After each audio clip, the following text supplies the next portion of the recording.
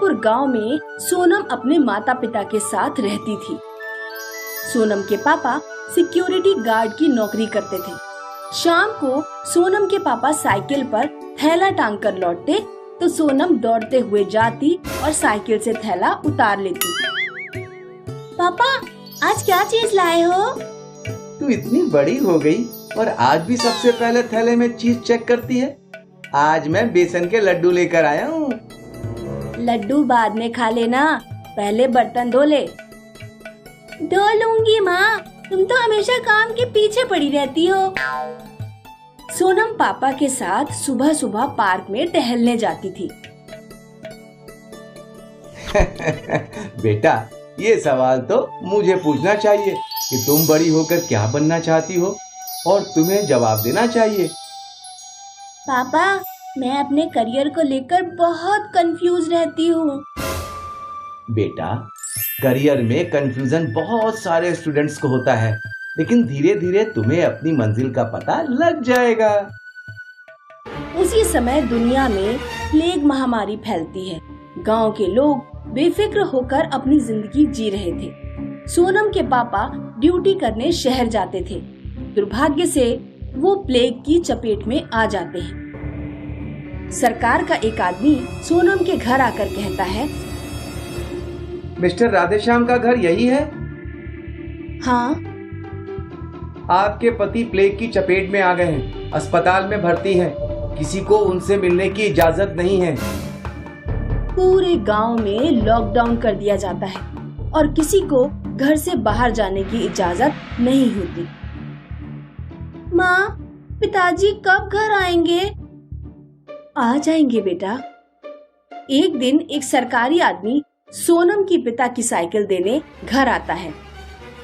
मुझे बहुत अफसोस के साथ कहना पड़ रहा है कि राधेश्याम जी अब इस दुनिया में नहीं रहे। ये लीजिए उनकी साइकिल और थैला।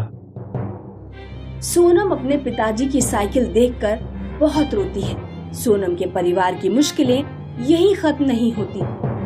महामारी बढ़ते बढ़ते गांव तक पहुंचने लगती है। इसीलिए सरकार लोगों से गांव खाली करवा लेती है और गांव के लोगों को कैंपों में भेज दिया जाता है। माँ, हम अपने घर कब लौट पाएंगे? धीरज रखो बेटा। अंधेरा जब बहुत गहरा हो जाता है तो समझना चाहिए कि सुबह करीब है। 6 महीने बाद सोनम और उसकी माँ वापस अपने घर लौट पाते हैं। माँ, मैंने निर्णय कर लिया है कि मैं एक सरकारी ऑफिसर बनूंगी। 12वीं क्लास कंप्लीट होने के बाद सोनम ग्रेजुएशन कंप्लीट करने शहर चली जाती है और ग्रेजुएशन के दौरान वो सब इंस्पेक्टर के एग्जाम की तैयारी करती है।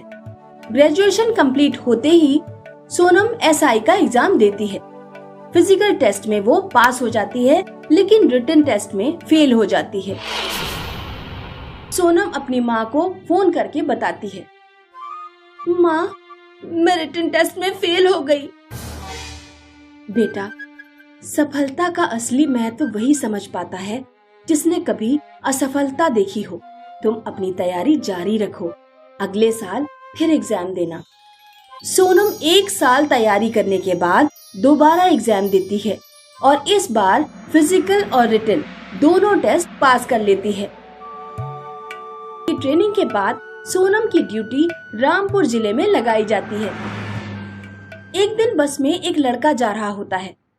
बस अचानक से रुकती है तो लड़का लड़की के ऊपर गिर पड़ता है। तेरी इतनी हिम्मत, तूने मुझे छुआ? नहीं, मैंने जानबूझकर ऐसा नहीं किया, बस में झटका लगने के कारण ऐसा हुआ। लड़की लड़के की कोई बात नहीं सुनती। पूरी बस में चिल्ला चिल्ला कर कहने लगती है, इस लड़के ने खुलेआम मुझे छेड़ा है। बस में मौजूद लोग लड़के की पिटाई करने लगते हैं। सोनम की ड्यूटी उसी रोड पर होती है। सोनम तुरंत बस के अंदर जाती है और लड़के को बचाती है। अब अगर किसी ने इसे हाथ लगाया तो वो जेल में होगा। लेकिन उसने मुझे छेड़ा है। मैंने कुछ नहीं किया, बस में झटका लगने की वजह से ये सब हुआ। चाहे लड़के की गलती हो या ना हो, लेकिन इस तरह भीड़ को किसी को भी पीटने का अधिकार नहीं है। हम तो इसे यहीं पीटेंगे। जिसकी हिम्मत है वो आगे आए। सीसीटीवी कैमरे की रिपोर्ट निकाली जाती है। वो लड़का निर्दोष पाया जाता है। अखबारों में सोनम की बहुत तारीफ निकलती है और सोनम लेडी दबंग ऑफिसर के रूप में फेमस हो जाती है। कुछ दिनों बाद दुनिया में कोविड-20 का एक वायरस फैल जाता है। वायरस सांस के द्वारा एक दूसरे में फैल रहा था। पूरे देश में लॉकडाउन कर दिया जाता है और किसी को भी घर से बाहर निकलने की इजाजत नहीं होती।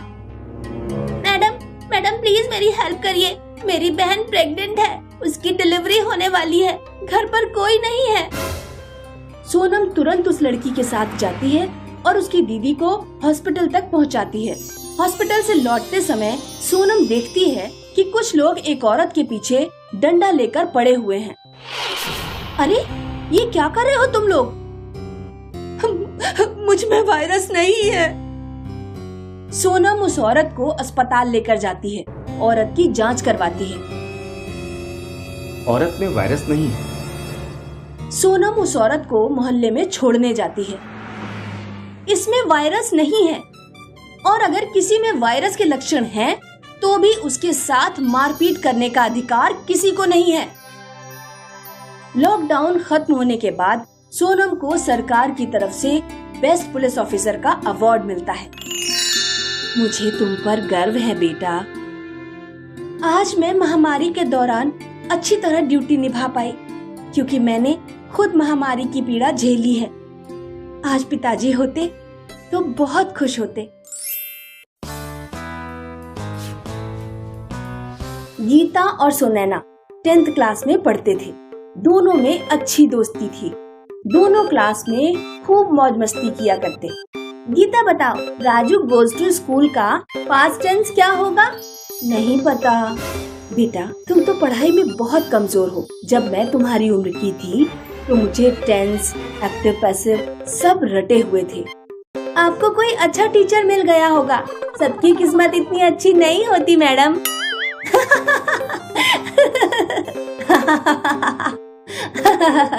सुनैना तुम बताओ, लिटिल वुमेन की राइटर कौन है? नहीं पता मैम। पढ़ाई पर ध्यान दो तो पता लगे।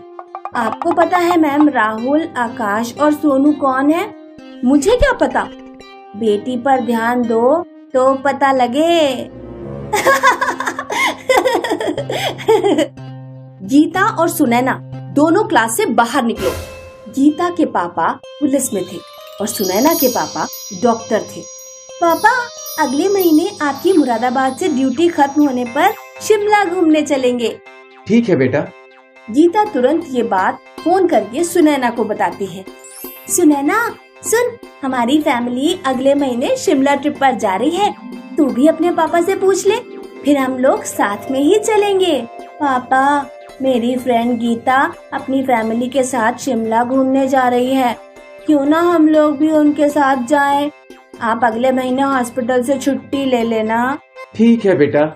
अगले दिन गीता और सुनैना बस स्टॉप पर मिलते हैं। अब हम लोग शिमला में खूब मौज मस्ती करेंगे।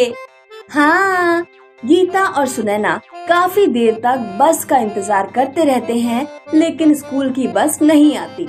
यार 8:30 बज गए हैं, अभी तक बस क्यों नहीं आई? तभी बस ड्राइवर खाली बस लेकर आता है। बेटा वायरस फैल गया है, स्कूल बंद रहेगा। कल से पूरे देश में लॉकडाउन है। यार अब स्कूल में ये मौज मस्ती करने को नहीं मिलेगा। दोनों लोग निराश होकर अपने घर लौट जाते हैं। गीता घर पहुंचते ही अपनी मम्मी से पूछती है, मम्मी पापा कहाँ चले गए? बेटा पापा का फोन आया था, वो मुरादाबाद निकल गए। अब हमारी शिमला ट्रिप का क्या होगा? इतने दिनों बाद तो पापा घर आए थे। उधर जब सुनैना घर पहुंचती है तो उसके पापा हॉस्पिटल जाने के लिए तैयार हो रहे होते हैं। पापा शाम को जल्दी आना, बैडमिंटन खेलेंगे। ठीक है बेटा। सुनैना देर रात तक पापा का इंतजार करती रहती है, लेकिन उसके पापा लौट कर नहीं आते। पापा अभी तक क्यों नहीं आए? मैं अभी पापा को फोन करती हूँ। सुनैना अपने पापा को फोन लगाती है। पापा कितने बजे तक आओगे? बेटा आज नहीं आ पाऊंगा, हॉस्पिटल मरीजों से भरा पड़ा है। अचानक वायरस के सैकड़ों केस आ रहे हैं। और सुनो बेटा, घर से बाहर मत निकलना।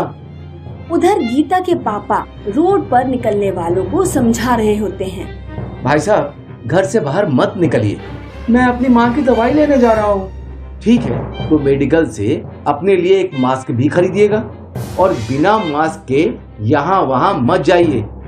गीता के पापा के पास फोन आता है कि उन्हें दीनपुर मोहल्ले में 4 लोगों को पकड़ने जाना है जो विदेश से आए हैं। सरकार को उनमें वायरस होने का डर है। गीता के पापा अपनी टीम के साथ उन 4 लोगों को लेने दीनपुर मोहल्ले में पहुंचते हैं, लेकिन मोहल्ले के लोग पुलिस की टीम पर पथराव कर देते हैं। गीता के पापा के सर में एक पत्थर लग जाता है। पापा, आप घर कब लौटेंगे? रो मत बेटा, मैं बहुत जल्दी ठीक होकर घर लौट आऊंगा। एक दिन सुनैना का गीता के पास फोन आता है। गीता, तुझे पता है वो ड्राइवर भैया थे ना, बस वाले, लास्ट टाइम जिन्होंने हमें इन्फॉर्म किया था स्कूल बंद रहने के बारे में? हाँ, उनकी कोरोना से डेथ हो गई। अभी राकेश ने मुझे मैसेज करके बताया। और हमारी क्लास का गौरव भी बीमार है। क्लास के सारे लोग गौरव के लिए पैसे कंट्रीब्यूट कर रहे हैं। मैं तुम्हें अकाउंट नंबर सेंड कर दूंगी, तुम भी कंट्रीब्यूट जरूर करना। हाँ सुनैना, मैं कंट्रीब्यूट जरूर करूंगी। सुनैना के पापा दिन रात वायरस के मरीजों का इलाज करने में जुटे होते हैं। एक दिन सुनैना के पापा को खांसी आने लगती है। कहीं मरीजों का इलाज करते करते वायरस मेरे अंदर तो प्रवेश नहीं कर गया।